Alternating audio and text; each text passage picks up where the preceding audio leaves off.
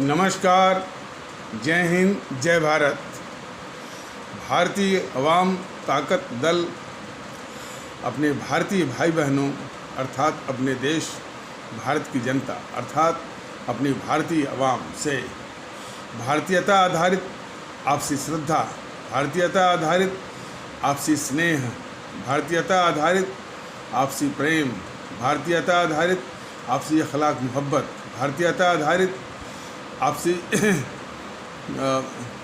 आपसी सहयोग, भारतीयता आधारित आपसी सम्मान, भारतीयता आधारित आपसी एकता, भारतीयता आधारित आपसी भाईचारा तथा भारतीयता आधारित आपसी सद्भाव को समझने व उसे आत्मसात करके वैसा ही और उसी अनुसार आचरण एवं व्यवहार करने हेतु और इसके पूरे देश में प्रचार प्रसार करने हेतु और प्रत्येक देशवासी को इसकी अहमियत और महत्व को समझाकर उसे अपनाते हुए वैसा ही और उसी अनुसार आचरण एवं व्यवहार करने हेतु और प्रत्येक देशवासी को अपना ही भारतीय भाई बहन मानकर, समझकर, अपनाकर उनके साथ वैसा ही और उसी अनुसार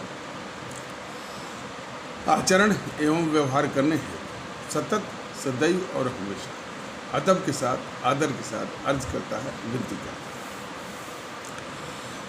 अब आजकल जो है टीवी चैनलों के द्वारा दो ही तरह के इशू, दो ही तरह के मुद्दे आपको देखने को मिल रहे हैं, क्योंकि उत्तर प्रदेश का आगामी चुनाव आ रहा है। उत्तर प्रदेश के चुनाव को जितनी भी राजनीतिक पार्टियां हैं वो सत्ता हथियाने के, इससे सिर्फ उत्तर प्रदेश की सत्ता नहीं, वो कहते हैं कि केंद्र की सत्ता का रास्ता भी लखनऊ से या उत्तर प्रदेश से ही जाता है। तो उसको हथियाने के लिए, उसको कब्जा करने के लिए वो तरह तरह की के माने ये नाटक आप कर सकते हैं, नाटक या टांट्रम कहते हैं अंग्रेजी में, वो आपको देख रहे हैं। अब देखिए, योगी सरकार 4.5 साल तक या 4.25 साल तक वो खामोश रही। अब जो ही चुनाव आ रहा है तो इसको जो है धर्मांतरण दिख रहा है और रोहिंग्या दिख रहे हैं। धर्मांतरण कोई समाज की समस्या नहीं है, ये शुद्धतः जो है कानून व्यवस्था की समस्या है। और सरकार या पुलिस यदि उसको नियंत्रित कर पाती है, करती है, तो ये उसकी क्षमता में आता है, और यदि उसको नहीं कर पाती है तो वह अक्षम और निकम्मी है।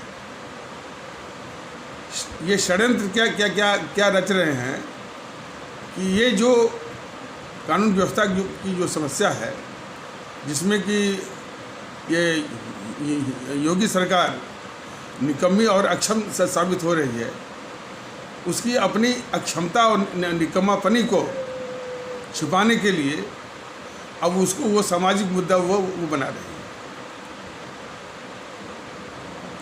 है। जिस देश में या जिस व्यवस्था में जो कानून व्यवस्था की पूरी जिम्मेदारी सरकार की होती है और उसी को निभाना पड़ता है और उसी को निभाना भी चाहिए, ऐसे मुद्दों को ये जो है उन पार्टियों के सिपहसालार आकर के जो टीवी मंचों पर तमाम इस तरह से प्रलाप करते हैं और जहर फैलाते हैं, तो उनके विषय में जानना चाहिए कि ये जो धर्मांतरण हुआ या कोई भी इस तरह की समस्या है, वह जो है शुद्धतः जो है वो कानून व्यवस्था का विषय है और उसको राज्य सरकार को उसका निपटारा राज्य सरकार को ही करना है। और चूँकि वो ऐसा करने में निकम्मापन रही है, अब तक जो है, जैसा कि लोग बता रहे हैं कि 10,000 के आसपास हो गया, तो 10,000 के आसपास हो गया तो योगी सरकार कहाँ थी? क्या वो सो रही थी? क्या उसकी पुलिस वो सो रही थी? तो उस निकम्मापनी को छिपाने के लिए बीजेपी के जो सिपहसालार हैं, अब उसको समाज के लिए जो है वो भड़का रहे हैं। जनता को आपको भड़का रहे हैं। अब इससे जो है एक बिला वजह अकारण एक आपसी जो है वो भेद विभेद, शंका सुबह और नफरत, ये इनकी ये फितरत है कि खुद तो कुछ करेंगे नहीं और निकम्मापनी और निकम्मापनी से हर समस्या को वो निपटारा वो चाहेंगे और अपनी उस निकम्मापनी को छिपाने के लिए इस तरह की बातें जो है उसको समाज पर डालेंगे, समाज को भड़काएंगे और हमारे किसी भारतीय समाज के ये एक तबके को निशाना बनाएंगे। ये इनकी फितरत और इनका चाल चरित्र और चेहरा है। उसमें दूसरी पार्टियों के भी तमाम यानी इसी तरह की बात में अपनी वो रोटी सेक रहे थे। समाजवादी पार्टी वाला भी बोल रहा था। समाजवादी पार्टी का यदि उसकी सरकार होती या उसका शासन होता तो क्या धर्मांतरण नहीं होता?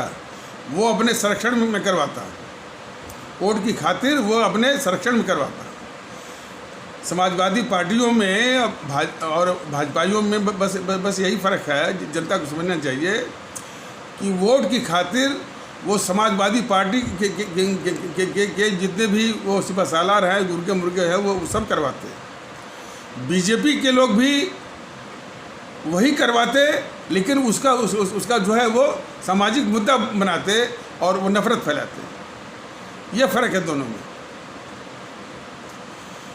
कहने का मतलब कि ये दोनों जो पार्टियां हैं हमारे भारतीय समाज के लिए अभिशाप है, हमारे भारतीय समाज के दुश्मन है।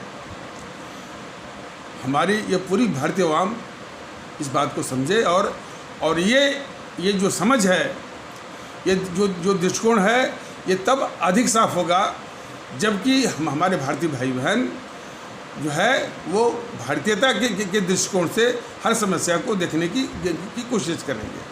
तब समझ में आ गया कि दोनों के दोनों दल, खास करके उत्तर प्रदेश के लिए ये भारतीय जनता पार्टी के लोग भी और समाजवादी पार्टी के लोग भी और भी जो है वो इस आवाम के लिए, इस मुल्क के लिए और इस भारतीय समाज के लिए अभिशाप है। और धर्मांतरण हो चाहे कोई भी समस्या हो, ये सामाजिक मुद्दा है ही नहीं। ये शुद्धतः जो है कानून व्यवस्था का मुद्दा है, जिसके लिए राज्य सरकार जिम्मेदार है और जो है और ये राज्य सरकार की उसकी परिधि में आता है, उसकी क्षमता में आता है उसका निपटारा करे या उसको डील करे।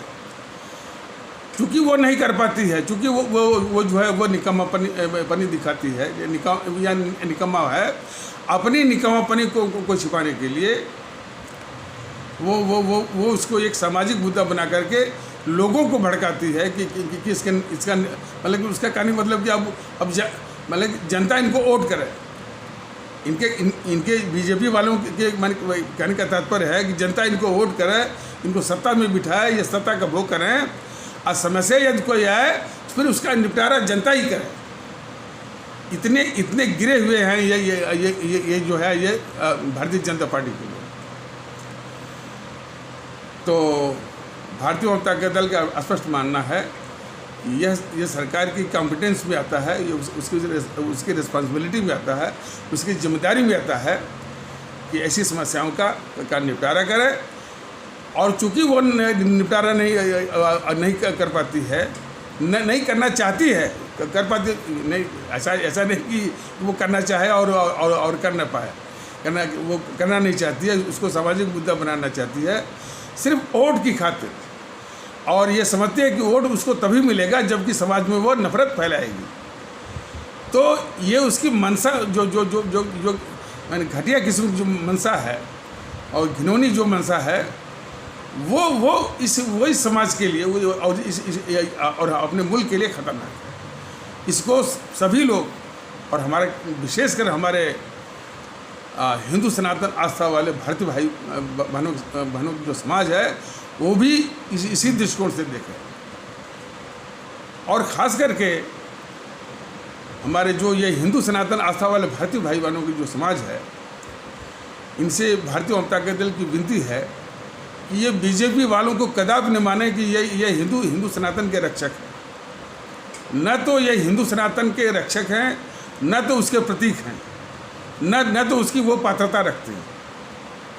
हिंदू सनातन भारतीय जनता दल इस विषय में स्पष्ट करना चाहता है कि हिंदू सनातन एक बहुत पुरानी मान्यता है, पुराना दर्शन है, पुराना विचार है, पुरानी एक जीवन शैली है,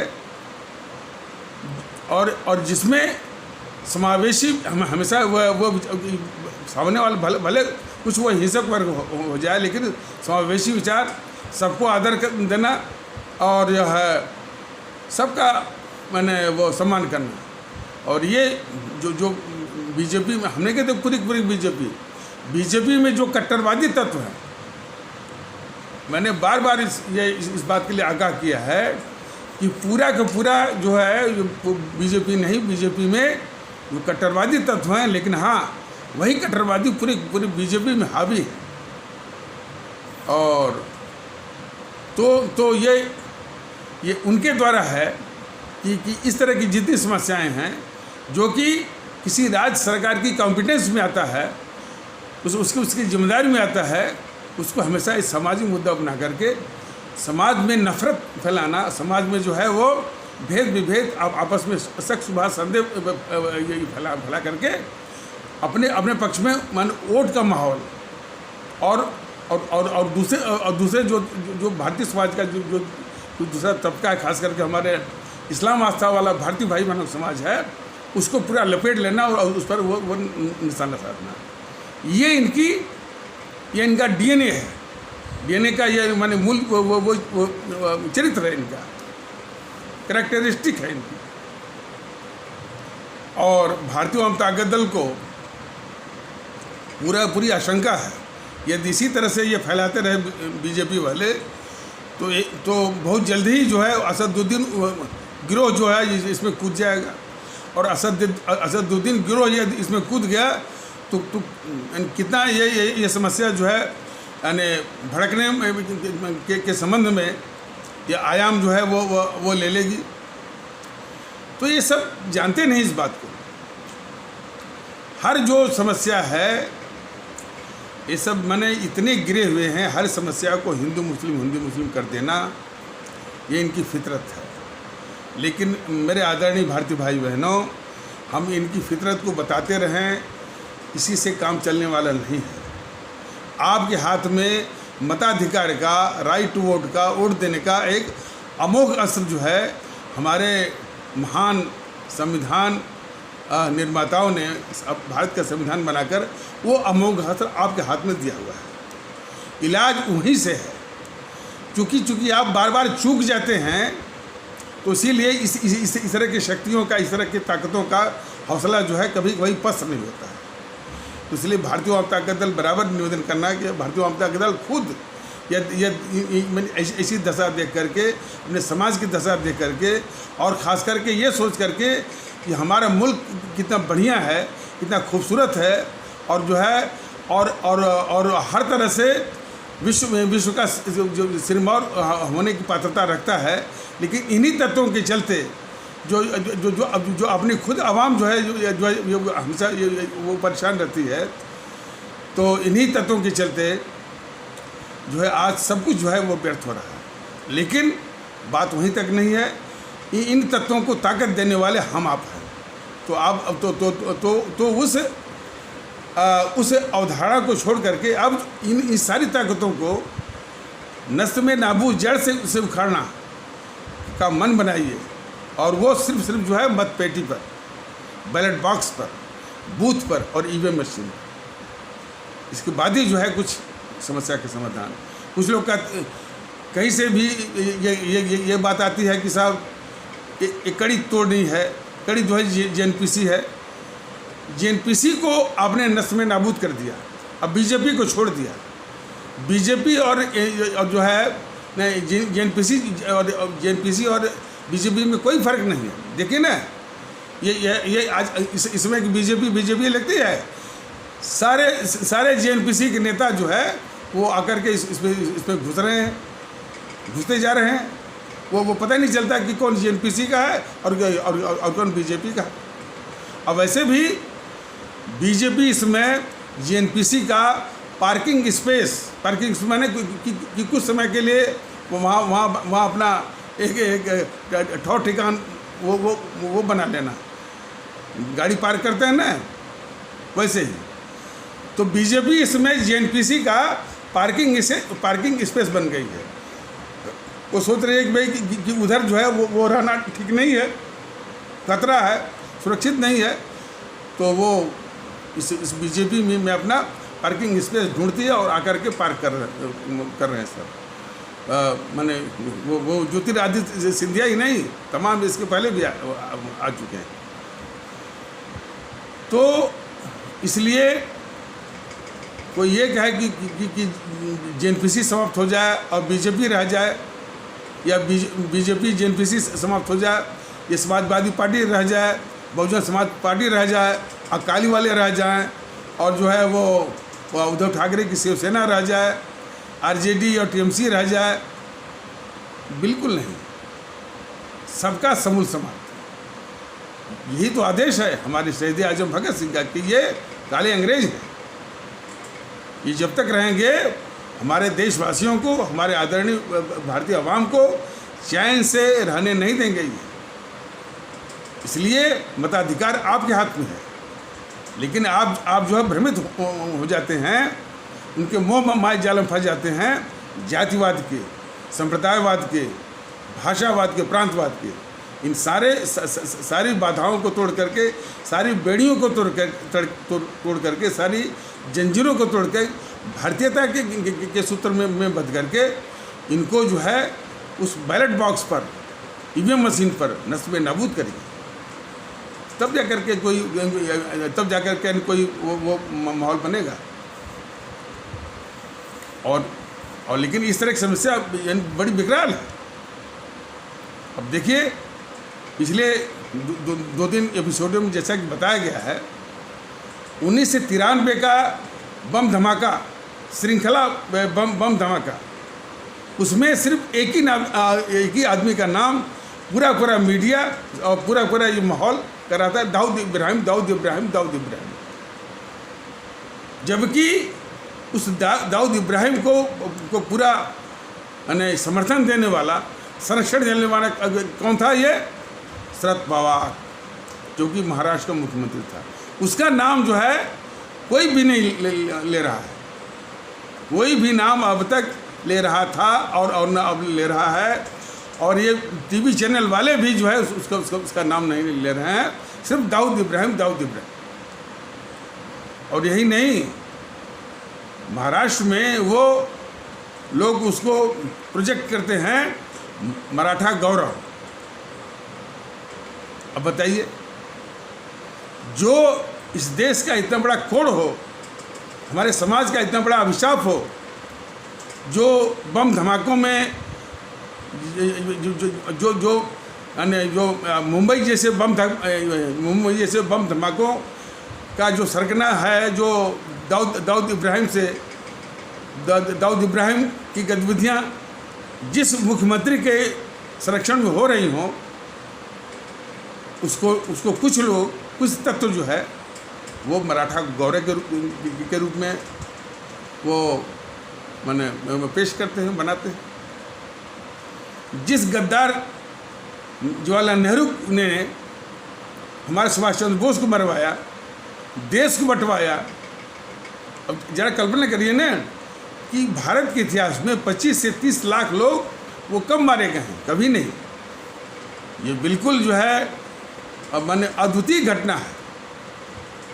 इतनी बड़ी त्रासदी आई देश के ऊपर, देश बटा, पाकिस्तान बना, 25 से 30 लाख लोग मरे और 3 करोड़ से ऊपर घर उजड़े। उस नेहरू को कुछ तत्व जो है, चमचे वाले तत्व, जेएनपीसी के विजनरी प्राइम मिनिस्टर, आधुनिक भारत का वो निर्माता, और उसने यही नहीं, जितने देश हमसे मिलने वाले थे, तिब्बत हमसे मिलने वाला था, वो थमा दिया उसको, चीन को। नेपाल मिलने वाला था, वो मिलने नहीं दिया।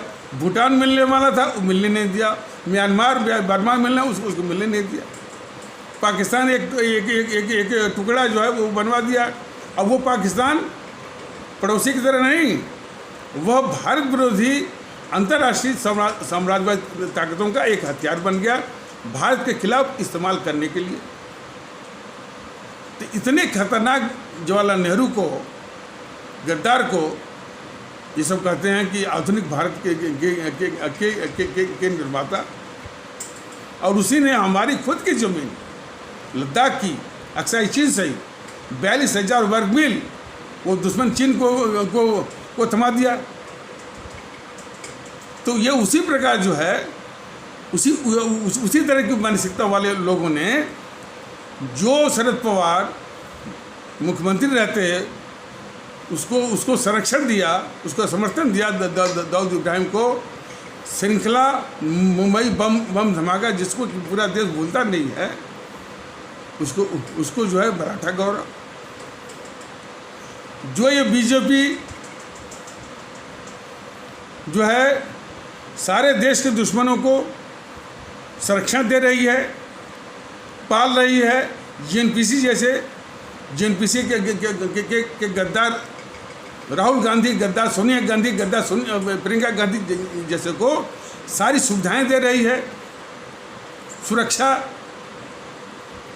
और भी तरह की। जब उसको विदेश जाना होगा तो स्पेशल एयर इंडिया की फ़्लाइट, और जिसमें कि हमारे आम भारतीय भाई बहनों की तमाम फ़्लाइटें कैंसिल वो कैंसिल हो रही थी या होती हों। खास करके दुबई जो एयरपोर्ट में वो काफ़ी नाटक है अभी भी कोरोना के चलते। तो जिसमें हमारे आम भारतीय भाई बहनों के कि फ़्लाइट मिलना मुश्किल हो, उसकी फ़्लाइट वो कैंसिल होती हो, उस समय ये मोदी जी इस गद्दार राहुल गांधी के लिए स्पेशल एयर इंडिया की फ़्लाइट, मतलब कि नई दिल्ली से दुबई से कतर से इटली या मिलन या रोम, हर तरह की सुविधा। 3000 जो है वो क्लस्टर बसें चलाई जा रही हैं सोनिया गांधी की इस दिल्ली में। जितने भी व्यापारिक इसके धंधे हैं सब जो है मोदी जी के संरक्षण में चलाए जा रहे हैं। तमाम जो फार्म हाउसेज हैं, तमाम NGO हैं, इसके सब चल रहे हैं, सब भारत विरोधी चल रहे हैं मोदी जी के संरक्षण में। तो हमारे आदरणीय भारतीय अवाम ही फैसला करे कि इन मोदी महोदय से बढ़ करके देश का गद्दार कौन हो सकता है, बताइए ना। हालांकि इन शब्दों को कहने में भी हमको संकोच होता है, लेकिन हमारे आदरणीय भारतीय अवाम ये समझे कि ये जो गद्दार जो शब्द है, इन लोगों की करतूत के आगे वो छोटा हो गया है, बहुत बौना हो गया। कि जो JNPC ऐसे और हर साजिश आप देखें ना कि वो टीवी चैनलों पर आप देखते होंगे, ये बीजेपी जो है जानबूझ करके कैसे इस भारत के सबसे बड़े अभिशाप जो है वो JNPC को बचाती है और कैसे मौके देती है। ये गोडसे की तारीफ जो है वो बीजेपी वाले कैसे भी इनके प्रकार या इस तरह से या उस तरह से गोडसे की तारीफ की बात वो शुरू करते हैं कहीं से भी, और तुरंत वो झपट लेता है JNPC का जो प्रवक्ता है कि गोडसे तो गांधी का हत्यारा है, अब बीजेपी जो है वो गांधी के हत्यारे की पार्टी है। अब ये कहते ही माने पूरे जनमानस का मूड जो है उधर हो जाता है कि नहीं, हाँ भाई बीजेपी जो है वो गांधी के हत्यारे की पार्टी है। और फिर इस JNPC के सारे पाप की ओर जो है जनता का ध्यान जाता ही नहीं है। तो JNPC के सारे पापों को छिपाने के लिए, ढकने के लिए किस तरह का बीजेपी मौका वो देती है। उसी प्रकार सावरकर की बात उठाएगी, सावरकर को भी लपेट लगी कि सावरकर ने माफ़ी मांगी थी। मतलब कि जो बीजेपी के आदर्श हैं वो अंग्रेज़ों से माफ़ी मांगे फलाने, तो वो बीजेपी वाले कहते हैं नहीं माफ़ी नहीं मांगे, मेरे पास वो प्रमाण है फलाने हैं, यहाँ लिखा है वहाँ लिखा है, वो माफ़ी नहीं मांगे। तो बीजेपी कितनी सफाई से जेएनपीसी के पापों को धुलने का हर यानी टीवी डिस्कशन ही नहीं और भी बताया गया है। ये जरा सोचिए ना कि ये बीजेपी के पहले जनसंघ थी, जनसंघ के संस्थापक थे डॉक्टर श्यामा प्रसाद मुखर्जी। डॉक्टर श्यामा प्रसाद मुखर्जी कश्मीर में गए कि भाई कि एक माने कि एक विधान, एक संविधान, एक निशान, तो ये धारा 370 क्यों, 35 से क्यों, तो वो विरोध करने गए थे। वहीं पर वो जेल में उनको बंद कर दिया गया और शेख अब्दुल्ला के जरिए उसी जेल में उनको जो है मरवा दिया गया नेहरू की शव पर। तो डॉक्टर श्यामा प्रसाद मुखर्जी जो जनसंघ के संस्थापक थे, ये सभी बीजेपी वालों को मालूम है कि वह जो है जेएनपीसी के नेहरू और शेख अब्दुल्ला के द्वारा वो मरवाए गए। लेकिन इसमें कोई भी बीजेपी वाला अपने संस्थापक की मृत्यु की जांच की बात न तो करता है, न तो मांग करवाता है, न तो मांग करता है, न तो बात उठाता है, न उस पर कोई बोलने को तैयार है। सिर्फ इसलिए क्यों कि ये ऐसा किया गया तो वो गद्दार नेहरू वो बेनकाब हो जाएगा। देखिए ना, तो किस तरह से ये बीजेपी जो है या बीजेपी जेएनपीसी को बड़ी सफाई से बचाती है। और यही नहीं, इस बीजेपी का जो आका है आरएसएस, वह भी जो है इसको बचाता रहता है। और वो बड़ी सफाई से बोलते हैं, आरएसएस वाले बोलते हैं कि अरे नेहरू तो हमारी शाखा में वो आते थे और वो हमारे जो स्मरणिका है यानी मेमोराबिलिया जो भी आप कह सकते हैं, उसमें वो नेहरू लिख के गए हैं कि ये आरएसएस जो है एक सांस्कृतिक और बहुत देशभक्त संगठन। अब हमारे आदरणीय भारतीय भाई बहन जरा देखें, ये नेहरू जो है, जवाहरलाल नेहरू, इस देश का कितना बड़ा गद्दार और अभिशाप है, और इससे बढ़कर के पूरे इतिहास में आपको नहीं मिलेगा। उस गद्दार और ऐतिहासिक उस सर्वाधिक ऐतिहासिक गद्दार नेहरू से ये आरएसएस जो है देशभक्ति का सर्टिफिकेट लेती है। तो किस तरह का संगठन होगी ये आरएसएस, समझ लीजिए। और दूसरे, आरएसएस जो है जेएनपीसी के पाप को धुलने के लिए वो कितनी भी गाली दे जेएनपीसी वाला, और खुद गाली देते हैं सब आरएसएस को, और गाली दिलवाते भी हैं। गाली उनसे भी दिलवाते हैं जिनकी कोई औकात नहीं, जिनका एक भी एमएलए नहीं, जिनका कोई जो है कहीं पर वो प्रतिनिधित्व नहीं। हर काम के लिए आरएसएस ने किया, ये गलती आरएसएस की है। आरएसएस वो देश को तोड़ती है, बताइए। आरएसएस ने देश को नहीं तोड़ा, आरएसएस ने देश को नहीं तोड़ा है इस जेएनपीसी ने।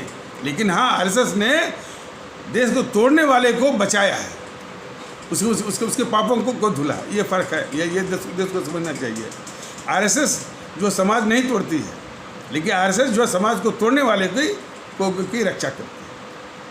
तो वैसे तो कानून के अपराध की परिभाषा में तो होता है कि जो एक अपराधी होता है, एक अपराधी को बचाने वाला, उसको शर्त देने वाला। तो शर्त देने वाले की अवधारणा के अनुसार वो भी अभी अपराधी है।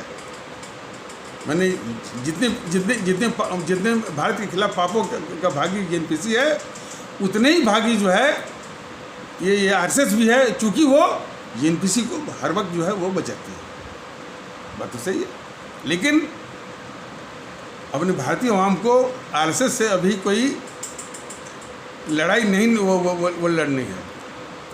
अभी तो जो राजनीतिक जो दल हैं जो हमारा आपका वोट हमको मैंने बरगला करके, झूठ बोल करके और जातिवाद, संप्रदायवाद, भाषावाद, प्रांतवाद इसमें फंसा करके हमको सम्मोहित करके जो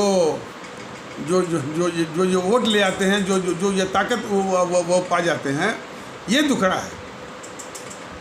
और कभी वो हम हिंदू सनातन के रक्षक हैं और उसको बचा रहे हैं, और हिंदू सनातन को बचाना है तो बीजेपी को लाओ।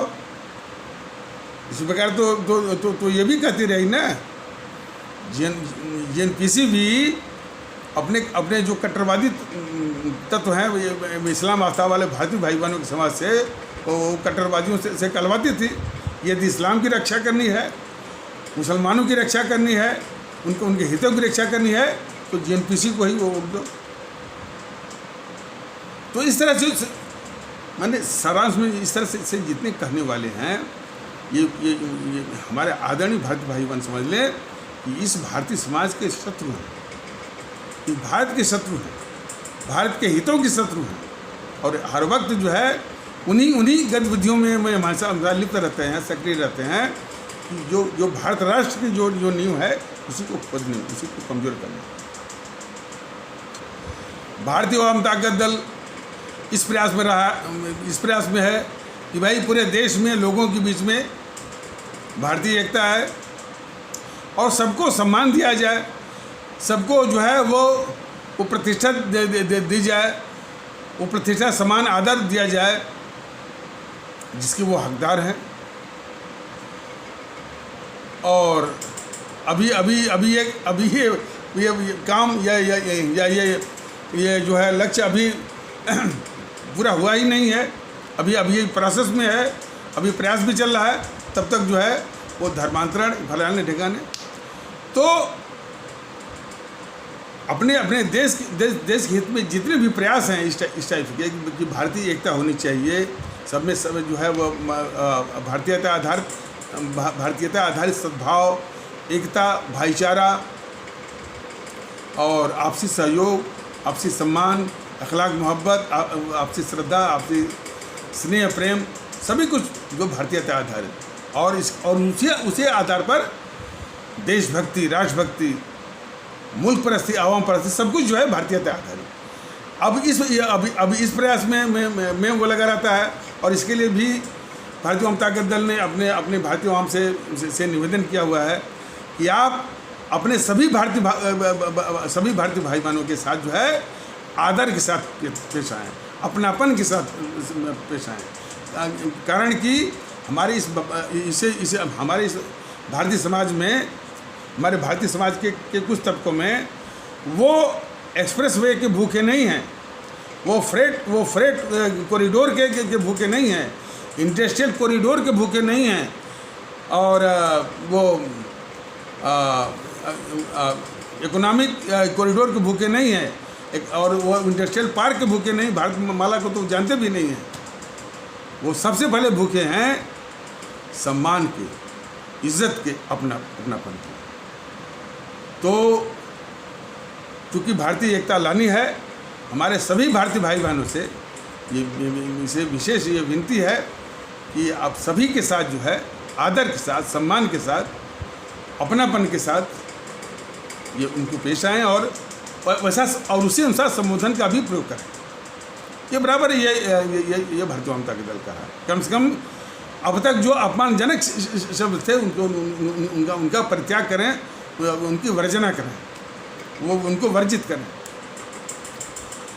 तो लेकिन बीच में और ये तो प्रयास है, लेकिन बीच में जो ताकतें हैं, जो सिस्टम पर और सत्ता पर काबिज हैं, वो देश विरोधी हरकतें और देश विरोधी गंदगी को फैलाने से वो बाज नहीं आ रही हैं।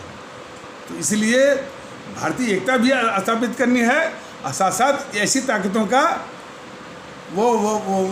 ताकतों का निपटारा भी करना है। और निपटारा ऐसे नहीं करना है कि वो मैंने उसको मैंने एक सीट नहीं मिले, सीट नहीं, नस्त में नाबूद, जड़ से उनको समाप्त करना।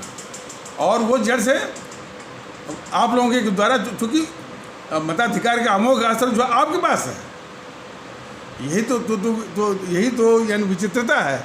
अमोघ असर आपके पास और हौसला उनका बुलंद। क्यों? उनको मालूम है कि अभी भी जातिवाद के आधार पर अब देखिए ये चुनाव का माहौल है ना, सिर्फ जातियों का तिकड़म। इनको मिला लीजिए, असदुद्दीन ओवैसी जो है मुसलमानों का वोट काट देंगे, तो इस क्षेत्र में इतने ठाकुर हैं, तो इतने ब्राह्मण हैं, तो इतने कुर्मी हैं, तो इतने यादव हैं, इसी की बात है। जबकि यह किसी भी देशभक्त के लिए ये परिदृश्य जो है एक नौसिया, एक उबकाई के रूप में वो लगना चाहिए और लगता भी होगा। लेकिन ये इतने बेशर्म हैं, कौन? मीडिया वाले। तो मीडिया वालों के विषय में तो भारतीय वाम ताकत दल ने कहा कि यदि भारतीय वाम ताकत दल की शासन व्यवस्था आएगी तो सारे पत्रकारों पर, मीडिया पर जो कि हिंदू मुस्लिम करके और जो है किसी को ठाकुर बोलेंगे, किसी को ब्राह्मण बोलेंगे, किसी को मुसलमान बोलेंगे, किसी को कुर्मी बोलेंगे, ये सब जो है वो संविधान विरोधी है और राष्ट्रद्रोह के समान ये उनका अपराध है। तो उन सभी पर जो है राष्ट्रद्रोह का मुकदमा भी चलाएगी, उनको पंग भी करेगी, यदि आवश्यक हुआ तो देश के बाहर भी कर देगी। ये सारी चीज़ें जो है नाकाबिले बर्दाश्त हैं। अब देखिए ना, भारतीय वाम ताकत दल मैंने अपने भारतीय भाई बहनों को यानी भारतीयता के माहौल में लाने की कोशिश कर रहा है। तो बीजेपी के जो लोग हैं, बीजेपी की नज़रों में इस देश के लिए खतरा जो है जेएनपीसी नहीं है, वाम दल नहीं है, सपा बसपा नहीं है, वो भारतीय वाम ताकत दल को ही जो है जैसे ही इनका विरोध चल रहा है। और वो जो विरोध जो चल रहा है वो बड़ी विचित्रता के साथ ये नाम नहीं ले रहे हैं। ये जो है भारतीय वाम ताकत दल का उनकी रणनीति में होगा कि वो नाम नहीं ले रहे हैं। शायद उनको ये पता होगा कि ये नाम लिए तो इसकी लोकप्रियता और बढ़ जाएगी। तो भारतीय जनता पार्टी के नाम लेने और न लेने से कोई फ़र्क नहीं पड़ता है। आवाम जो और धीरे धीरे जो कि महसूस करना शुरू की है कि भारतीय एकता में ही इस देश का कल्याण है, पूरे समाज का कल्याण है, पूरे भारतीय भाई बहनों का कल्याण वो हित इसमें है। तो वो नाम भी ले रही है और वो अपने दिल में भी बसा रही है। भारतीय वाम ताकत दल के उस सलाह और विनती को भी मान रही है कि इनको नस्ल नाबूद करने के लिए मत पेटी पर ही, बूथ पर ही, ईवीएम मशीन पर ही, बैलेट बॉक्स पर ही इनका इलाज करना है। सब कर रही है। ये नाम ले न लें। और दूसरा ये वो सिखा पढ़ा करके छुट भइयों को गांव में भेज रहे हैं। तो वहाँ भी हमारी भारतीय आवाम से उनको माकूल जवाब मिल रहा है। और वहीं पर जितने भी प्रवक्ता सपा के हैं वो इसी भ्रम में या खुशफहमी में है कि हम जातिवाद के आधार पर अपने भारतीय भाई बहनों को शिकार वो बना लेंगे। और ऐसे माहौल में मैंने इस आवश्यकता के अनुसार जो है कि इन सारी शक्तियों को देश के बाहर निकाल देना चाहिए। जैसे राहुल गांधी इस देश का वो कितना बड़ा अभिशाप है, कितना बड़ा दुश्मन है, कितना बड़ा शत्रु है, कितना बड़ा राष्ट्रद्रोही, भारतद्रोही है। उसके समर्थन में भी एक पत्रकारों का पूरा गिरोह है।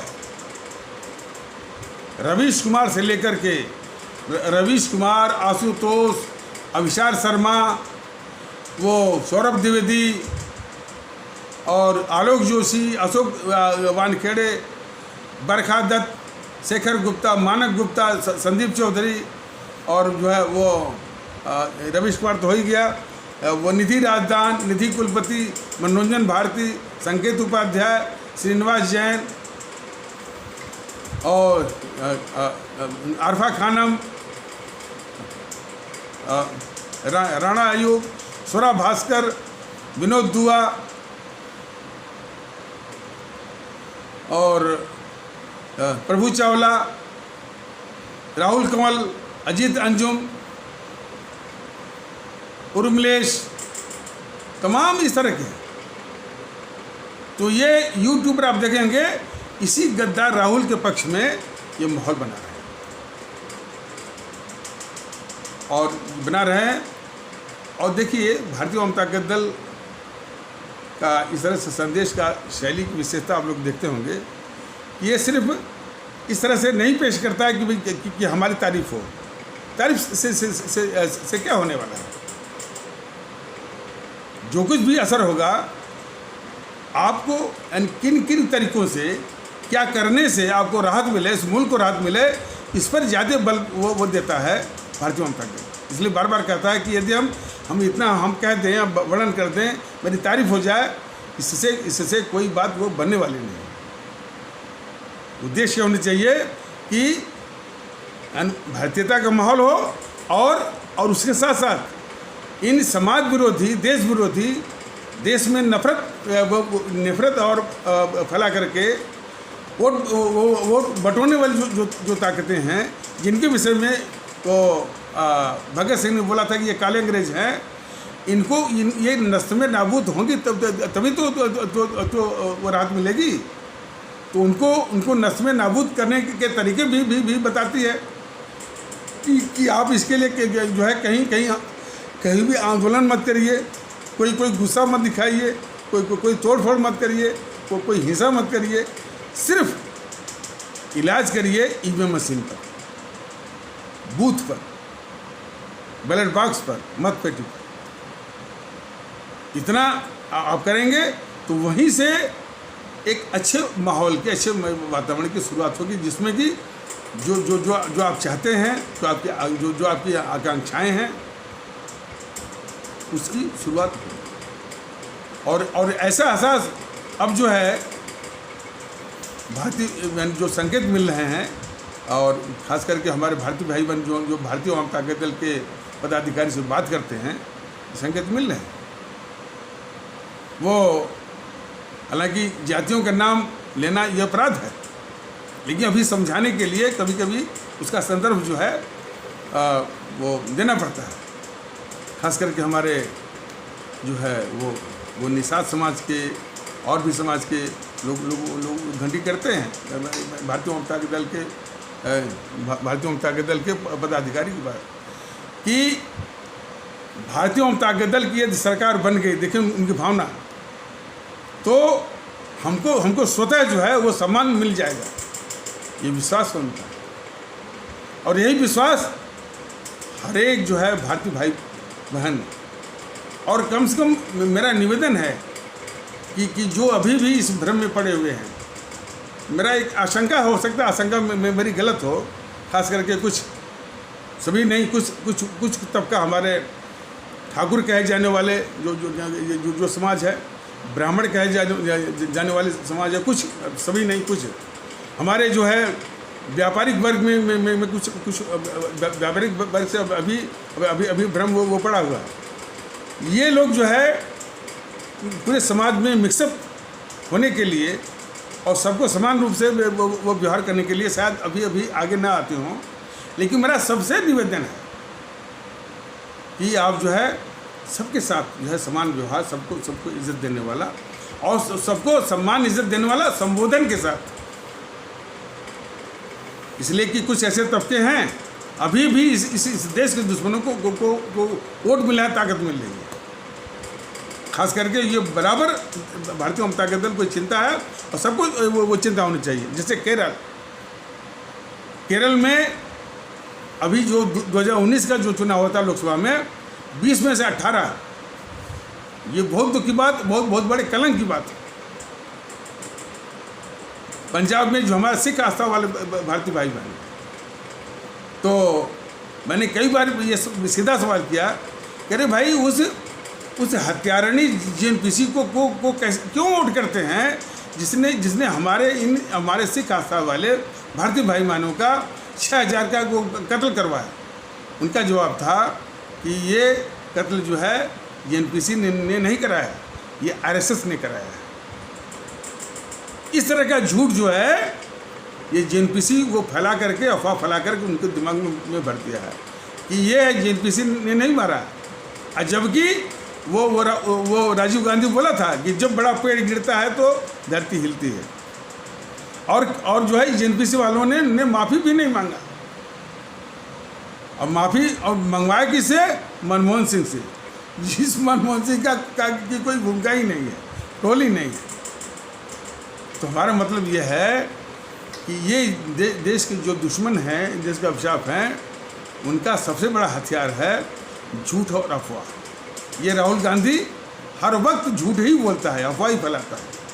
लेकिन उसके झूठ बोलना, अफवाह फैलाना और देश के साथ गद्दारी करना, और जब सत्ता मिल जाए तो देश को लूटना, यही चार उसके कारनामे हैं।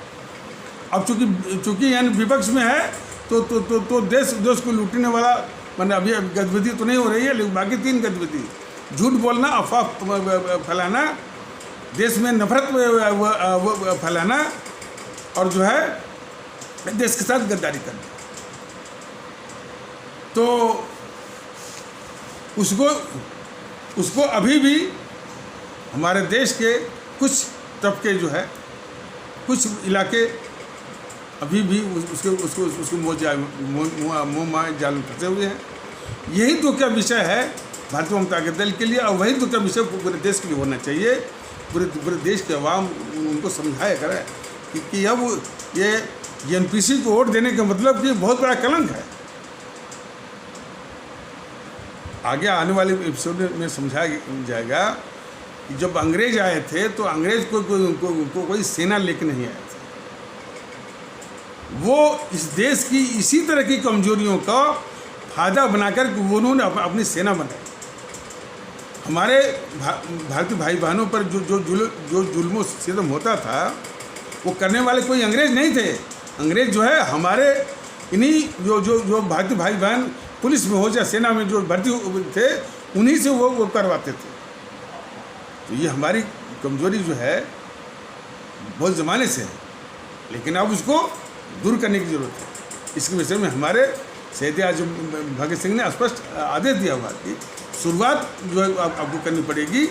इन जो है देश विरोधी ताकतें जो राजनीतिक दल के बीच में है, सबको मतलब कि जेएनपीसी को समाप्त किया तो बीजेपी को छोड़ दिया तो इससे कोई लाभ नहीं है। आपको जेएनपीसी हो, बीजेपी हो, सपा हो, बसपा हो, अकाली हो, शिवसेना हो, आरजेडी हो, टीएमसी हो, जेडीयू हो, और आपके जो है टीडीपी हो, और वाम दल हो, डीएमके, एआईडीएमके, सबको तब जाकर के इस देश को और इस आवाम को सुकून मिल सकता है। और ये बहुत बड़ा काम है, लोगों को भ्रम से निकालना। जातिवाद का मोह अभी पड़ा हुआ है। उस जातिवाद के जहर को समाप्त करना है, संप्रदायवाद के जहर को समाप्त करना है, भाषावाद के जहर को समाप्त करना है, उसकी बेड़ी को भारतीयता के सूत्र में आकर के इन ताकतों को भी जो है, जो राजनीतिक दल हैं, इनको भी समाप्त करना है। वो अमोघ असर आपके हाथ में है। और मत पेटी पर, ईवीएम मशीन पर, बैलेट बॉक्स पर, बूथ पर। तो इन्हीं आवश्यक शब्दों के साथ इस आवश्यक पर चर्चा को यहीं पर विराम दिया जाता है। तब तक के लिए नमस्कार, जय हिंद, जय भारत।